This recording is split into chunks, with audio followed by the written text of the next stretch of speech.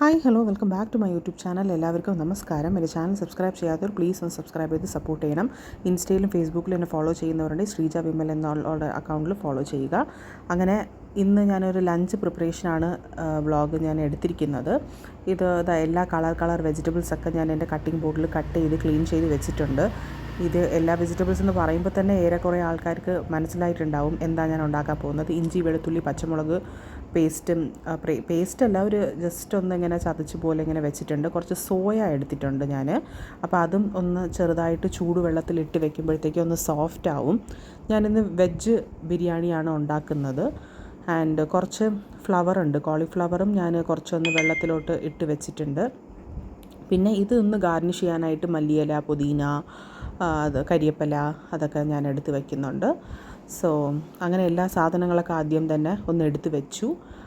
Chopping ചെയ്യേണ്ടതൊക്കെ ചോപ്പ് ചെയ്തു. പിന്നെ അത് അരി, നമ്മൾ ബിരിയാണി ഉണ്ടാക്കാനുള്ള അരി ഞാനത് നന്നായിട്ടൊന്ന് വാഷ് ചെയ്ത് കുറച്ച് നേരം ഒന്ന് സോക്ക് ചെയ്യാനായിട്ട് വെച്ചിട്ടുണ്ട്. അപ്പോൾ അതവിടെ ഇരുന്ന് കുറച്ചൊന്ന് സോക്കാവട്ടെ. നമുക്ക് എന്തായാലും സ്റ്റാർട്ട് ചെയ്യാം. അപ്പോൾ കുക്കറിലാണ് ഞാൻ ആക്ച്വലി ചെയ്യുന്നത്. ആദ്യം തന്നെ എണ്ണ ഒഴിച്ചു. പിന്നെ നമ്മളുടെ നോർമൽ സ്പൈസസ് എല്ലാവരും ചെയ്യുന്നത് പോലെ തന്നെയാണ് പട്ട, ഗ്രാമ്പ്, ഏലക്ക, പിന്നെ ബേ ലീവ്സ്, ക്ലോവ്സ് എന്തൊക്കെ ഉണ്ടോ അതൊക്കെ ഒന്ന് ഇടുക. ജീരകം, പെരിഞ്ജീരകം അതൊക്കെ. പിന്നെ ഞാൻ എടുത്തിരിക്കുന്ന വെജിറ്റബിൾസൊക്കെ നന്നായിട്ട് തന്നെ ഒന്ന് സോട്ട് ചെയ്യണം. സോട്ട് ചെയ്തതിന് ശേഷം നമ്മൾ ഇഞ്ചി, വെളുത്തുള്ളി, പച്ചമുളക് ഒന്ന് ക്രഷ് ചെയ്ത് വെച്ചിരിക്കുന്നത് അതും കൂടെ ചേർത്ത് കൊടുക്കാം. കുറച്ച് ഉപ്പും കൂടെ ഞാൻ ഇട്ട് കൊടുക്കുന്നുണ്ട്. എന്നിട്ട് ഉപ്പ് ഇട്ടിട്ട് നന്നായിട്ടൊന്ന് നമുക്കൊന്ന് അതിൻ്റെ ഒരു പച്ചമണം പോണത് വരെ നന്നായിട്ടൊന്ന് ഫ്രൈ ചെയ്തെടുക്കാം. അപ്പോൾ ആ കുറച്ച് എണ്ണ നമ്മൾ ഒഴിച്ചിട്ടുണ്ടായിരുന്നു. അപ്പോൾ അതിൽ മതി നമുക്ക് നന്നായിട്ടൊന്ന് സോട്ട് ചെയ്തെടുക്കാം. പിന്നെ ഞാനിതിൽ കുക്കറിലാണ് ചെയ്യുന്നത്. ഞാൻ നേരത്തെയൊക്കെ ഞാൻ ചെയ്യുന്ന സമയത്ത് ഞാൻ കുക്കർ ബിരിയാണി അങ്ങനെ ചെയ്യില്ലായിരുന്നു. എനിക്ക് ഭയങ്കര പേടിയായിരുന്നു.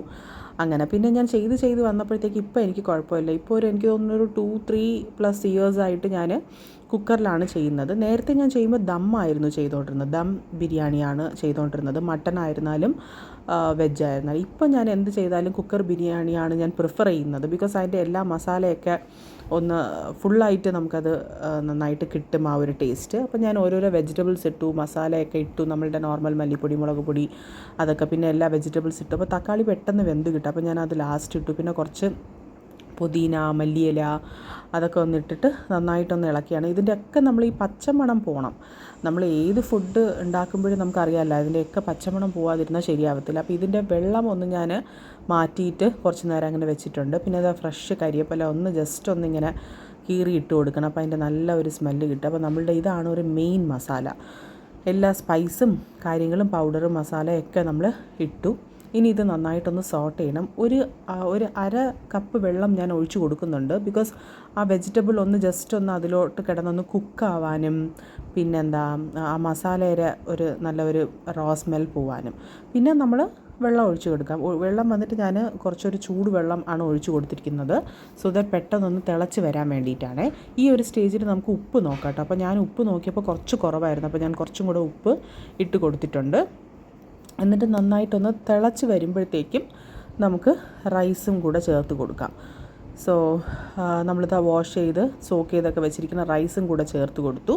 അതും കൂടെ ചേർത്ത് കൊടുത്തിട്ട് നന്നായിട്ടൊന്ന് മിക്സ് ചെയ്തെടുക്കാം. ഇത് കുക്കറിൽ ചെയ്യുന്നത് കൊണ്ട് 1 പോട്ട് റൈസ് എന്ന് വേണമെങ്കിൽ നമുക്ക് പറയാം കേട്ടോ.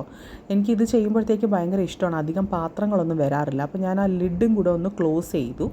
പിന്നെ ഇത് ഒരു വാഴയ്ക്ക ഉണ്ടായിരുന്നു. അപ്പോൾ അത് വെച്ചിട്ട് ഞാൻ കുറച്ചൊന്ന് വാഴയ്ക്ക ബജ്ജി പോലെ ഉണ്ടാക്കിയതാണ്. ആക്ച്വലി മാവും കുറച്ച് ഇരിപ്പുണ്ടായിരുന്നു. അപ്പം കഴിക്കാനൊരു ടെംപ്റ്റ് പോലെ തോന്നി. സോ അതുകൊണ്ട് ഞാൻ അപ്പോൾ ചൂടോടെ ഒന്ന് വറുത്ത് കോരിയതാണ്.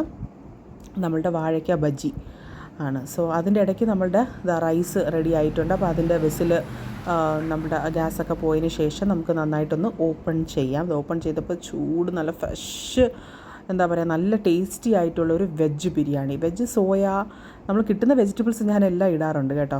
നന്നായിട്ട് പെർഫെക്റ്റായിട്ട് സോഫ്റ്റായിട്ട് അങ്ങനെ വെന്ത് കുഴയാതെ കറക്റ്റായിട്ട് വന്നിട്ടുണ്ടായിരുന്നു. അപ്പോൾ ഇതിന് നമുക്ക് എന്തായാലും സൈഡ് ഡിഷായിട്ട് നമുക്ക് എന്തായാലും സലാഡ് വേണ്ടേ.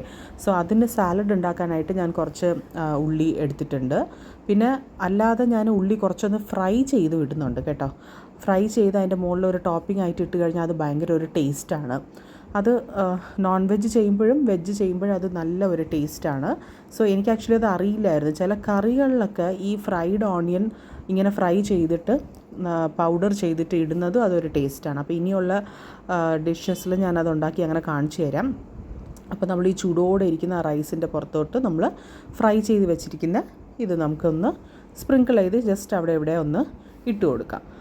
സോ ദാറ്റ് ഒന്ന് ഗാർണിഷ് ചെയ്തതുപോലെയായി നല്ല ഒരു ടേസ്റ്റുമാണ് നമ്മൾ കഴിക്കുന്ന സമയത്ത്. എന്നിട്ട് ഞാൻ കുറച്ച് നേരം ഒന്ന് ദമ്മ് കയറ്റി വെച്ചതാണ്. ഇനിയിപ്പോൾ സെർവിങ് ടൈമാണ് കേട്ടോ, ചേട്ടൻ വന്ന് ഉണ്ണാനായിട്ട്. സോ ബജ്ജി, പപ്പടം, അച്ചാറ്, സാലഡ്, പിന്നെ ചോറ് അങ്ങനെ വെച്ചു. അങ്ങനെ സിമ്പിളായിട്ടുള്ള എൻ്റെ ഒരു വെജ് ബിരിയാണി ആയിരുന്നു. അപ്പോൾ മറ്റൊരു നല്ല വീഡിയോയിൽ കാണും വരയ്ക്ക് thank you so much for watching.